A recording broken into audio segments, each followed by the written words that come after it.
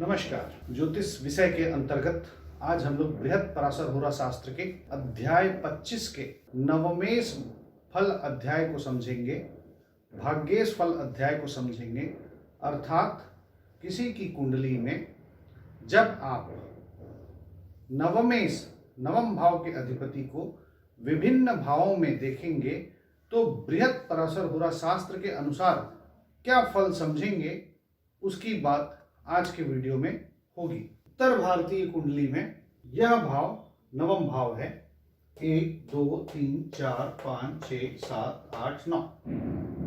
इस नवें भाव में उपस्थित राशि का अधिपति नवमेश है, भाग्येश है। उसे नवमेश या भाग्येश कुछ भी आप कह सकते हैं, क्योंकि यह भाग्य भाव है। इसका अधिपति यदि किसी की कुंडली में प्रथम भाव में मिले तो वह व्यक्ति भाग्यवान, राज्यमान, सुशील, सुंदर, विद्वान, लोक में पूज्य होता है। इसका अर्थ यह है कि किसी भी व्यक्ति की कुंडली में यदि नवमेश लग्न में उपस्थित हो तो वह व्यक्ति भाग्यवान होगा और सामान्यतः उसको अच्छे फल मिलेंगे। और यहाँ पर राज्यमान लिखा है, अर्थात वह व्यक्ति राजा के द्वारा मान सम्मान प्राप्त करेगा, उसे राजा के द्वारा कोई अवार्ड मिल सकता है। आज के कालखंड में आप उसे समझ सकते हैं कि ऐसे व्यक्ति को सरकारी नौकरी मिलने का भी योग समझिए।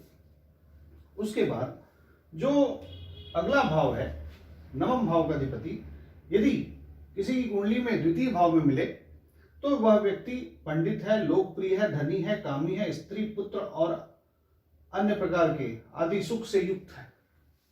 ठीक है, इसका अर्थ है कि यहां पर भी नवम भाव का अधिपति द्वितीय भाव में जाता है तो सबको अच्छा फल ही दे रहा है। व्यक्ति को विद्वान बना रहा है, धन का सुख दे रहा है, अन्य सभी प्रकार के सुख दे रहा है, स्त्री का सुख भी दे रहा है और ऐसा व्यक्ति कामी भी है, मतलब ढेर सारी इच्छाएं भी पाल रहा है।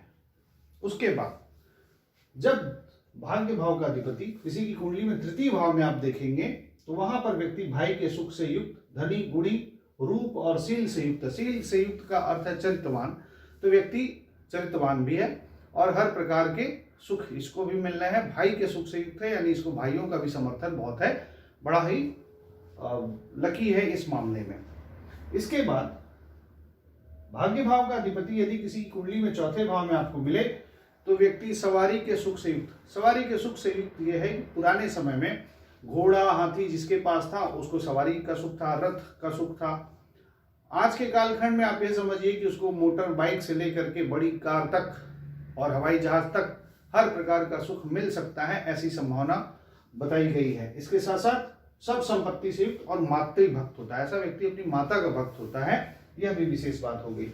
फिर यदि किसी की कुंडली में आप नवम भाव का अधिपति जब पंचम भाव में पाएंगे तो वह व्यक्ति पुत्र सुख से युक्त, गुरु भक्त, धीर, धर्मात्मा और पंडित होगा। यहाँ पर भी नवम भाव का बहुत अच्छा फल मिल रहा है। व्यक्ति पंडित है, धर्मात्मा है, गुरु भक्त है, अपने गुरु के प्रति भक्ति रखता है। नवम भाव का अधिपति यदि किसी की कुंडली में आप छठे भाव में पा जाए तो यह थोड़ा सा हार्ड लक की बात हो गई। अल्प भाग्यवान, मामा आदि के सुख से हीन, उसको मामा का सुख या ननिहाल वालों का सुख थोड़ा कम है, ऐसा बात हो रही है। और शत्रु से दुखी है, ऐसा व्यक्ति शत्रु से दुखी है।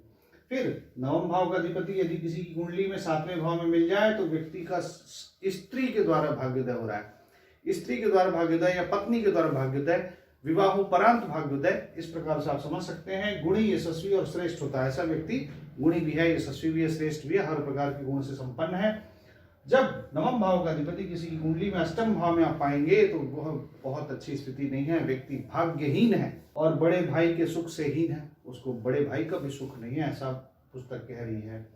फिर नवम भाव का अधिपति यदि नवम भाव में ही उपस्थित हो तो व्यक्ति अत्यंत भाग्यवान, बड़ा लकी है, गुण, रूप और सहोदरों के सुख से युक्त है, यानी बहुत गुणी है, बहुत सुंदर है और उसे भाई बहनों का भी बहुत अच्छा सुख मिल रहा है। फिर नवम भाव का अधिपति यदि किसी की कुंडली में दसम भाव में मिल जाए तो व्यक्ति राजा के समान, मंत्री, सेनापति, गुणी और लोक में मान्य होता है, यानी कि यह बहुत स्पष्ट संकेत है राजा तक बनने का।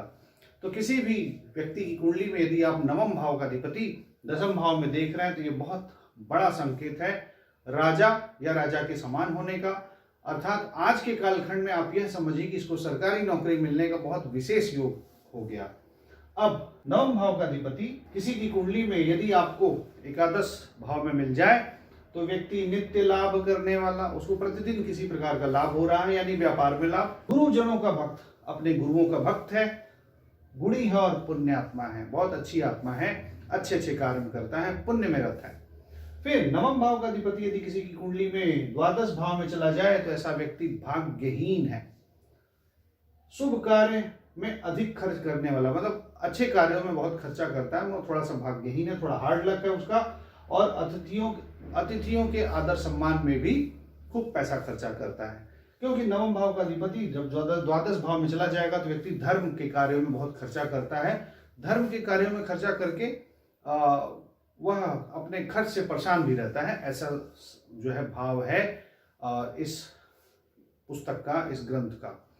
तो आज हमने नवम भाव के अधिपति को विभिन्न भावों में देखा जाना।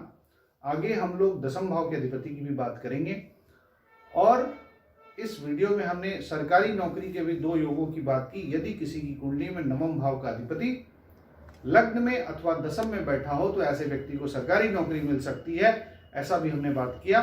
आपको यह वीडियो अच्छा लगा है तो कृपया इसे लाइक करें, शेयर करें, सब्सक्राइब करें, और आगे हम और भी अच्छे वीडियो के साथ आपके समक्ष उपस्थित होंगे। आपने इस वीडियो को देखा, बहुत बहुत धन्यवाद। नमस्कार।